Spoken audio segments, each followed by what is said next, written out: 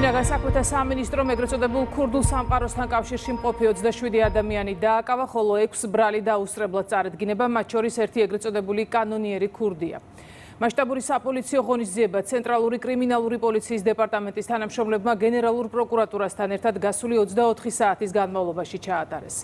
უწყებაში გამართულ ბრიფინგზე ითქვა, რომ 1 იანვრიდან დღემდე სამართალდამცველების მიერ დაკავებული და სისხლის სამართლის პასუხისგებაში მიცემულია ეგრეთ წოდებულ ქურდულ სამყაროსთან კავშირში მყოფი 353 ადამიანი, მათ შორის 8 ეგრეთ წოდებული კანონიერი ქურდია.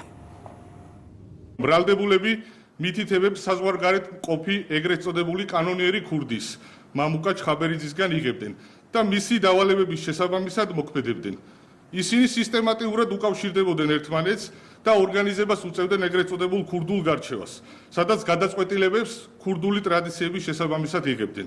ასევე დგინდება, რომ ბრალდებულები მხარეებს შორის ფინანსური დავების განიხილავდნენ, რა დროსაც ერთ-ერთ მხარეს მეორეს, ასევე თავიანთ სასარგებლოდ თანხის გადახდას აკისრებდნენ.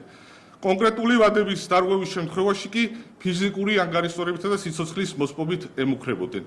პოლიციამ ბრალდებულების პირადი და საცხოვრებელი სახლის შრიკის შედეგად მითვისება გამოიგო კომპიუტერული ტექნიკა და მობილური ტელეფონები, რომელთა საშუალებითაც ისინი ერთმანეთს და საზღვარგარეთ მყოფ ეგრეთ წოდებულ კანონიერ ქურდს უკავშირდებოდნენ.